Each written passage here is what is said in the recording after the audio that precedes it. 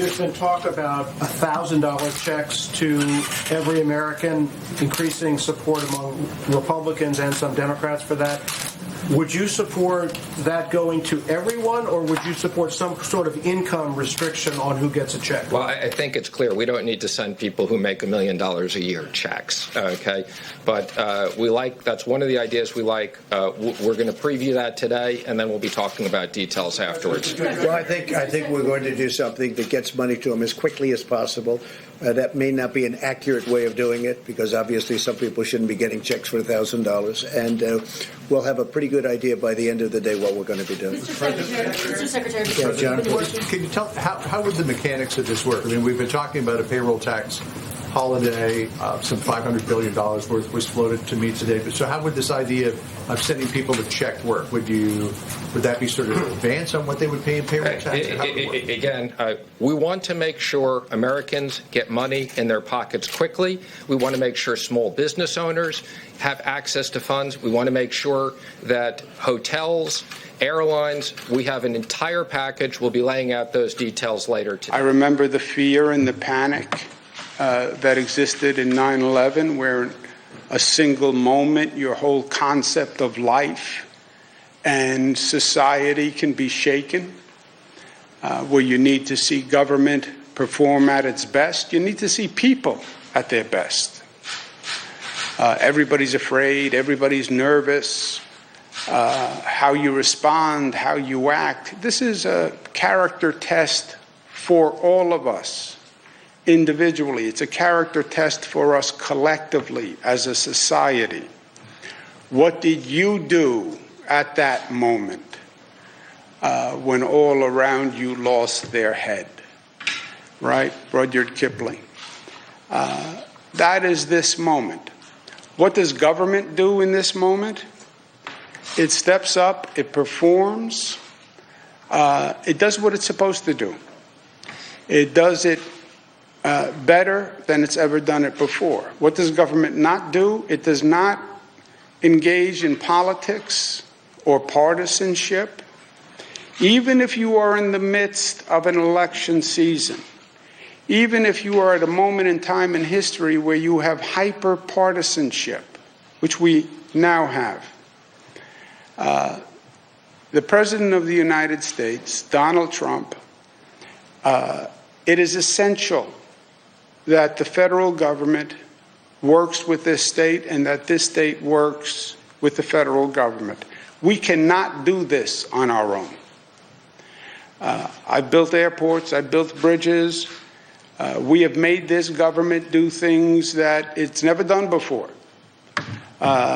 This government has done somersaults. It's performed better than ever before.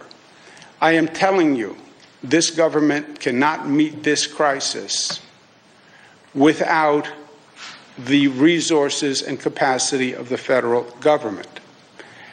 I spoke to the president this morning again. He is ready, willing, and able to help. I've been speaking with members of his staff late last night, early this morning. We need their help, especially on the hospital capacity issue. We need FEMA. FEMA has tremendous resources. When I was at HUD, I worked with FEMA. I know what they can do. I know what the Army Corps of Engineers can do. They have a capacity that we simply do not have. I said to the president, who is a New Yorker, who I've known for many, many years, I put my hand out in partnership. I want to work together 100%. I need your help. I want your help. And New Yorkers will do everything they can to be good partners with the federal government. I think the president was 100% sincere in saying that he wanted to work together in partnership, in a spirit of cooperation. He has taken evidence that his team has been on it. I know a team when they're on it, and I know a team when they're not on it. His team is on it. They've been responsive late at night, early in the morning, and they've thus far been doing everything that they can do, and I want to say thank you, and I want to say that I appreciate it, and they will have nothing but cooperation and partnership from the state of New York. And we're not Democrats and we're not Republicans. We are Americans at the end of the day. That's who we are. And that's who we are when we are at our best. So this hypersensitivity about politics and reading every comment and wanting to pit one against the other, there's no time for this. The president is doing the right thing in offering to step up with New York, and I appreciate it. And New York will do the right thing in return. We have had a phenomenal increase in testing. We've been able to use our laboratories. Our emergency management team has done a very good job of reaching out to our state labs, getting them on track, getting them coordinated. Our testing numbers are way up, as you'll see. Next week, by the end of this week, we think we're going to be up to about 7,000 tests per day, which is an exponential increase of what we have done. I made the suggestion to the Vice President. I made it to the President. I often tell you when I am unhappy with the federal response to the state. The fairness dictates that kudos where kudos are due, and here the Vice President and the President responded very quickly. So I want to thank them for that.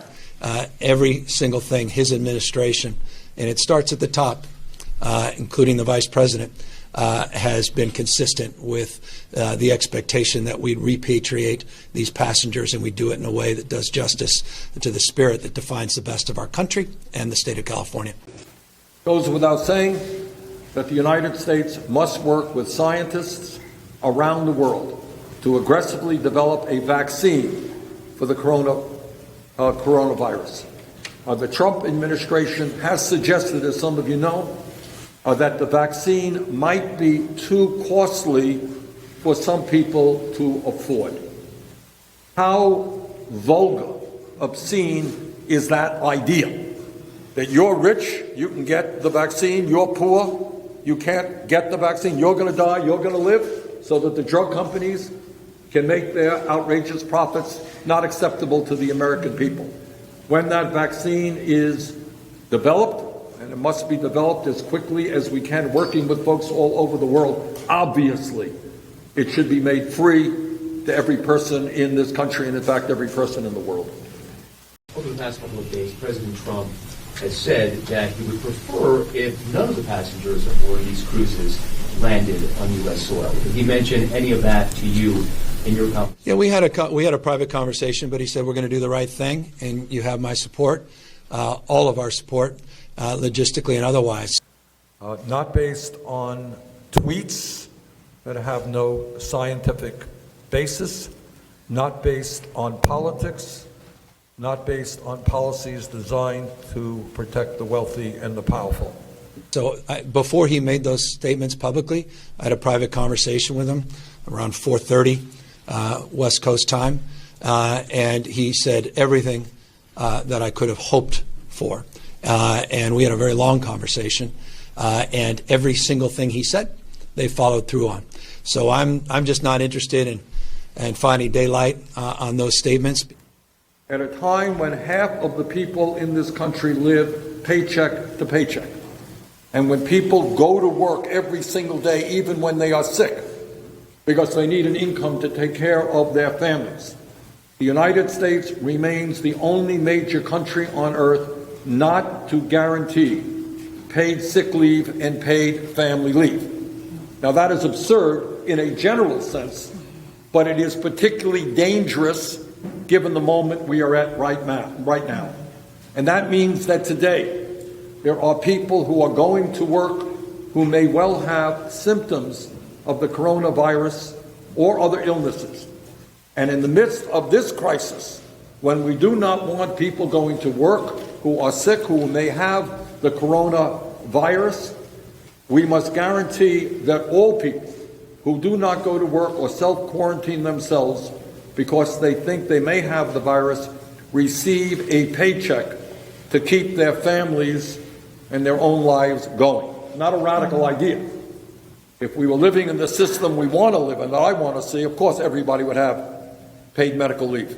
But we're not there. But in the midst of this crisis right now, I don't want anybody, because of lack of income, to have to go to work and perhaps infect others because they're afraid they're not going to receive an income to take care of their families.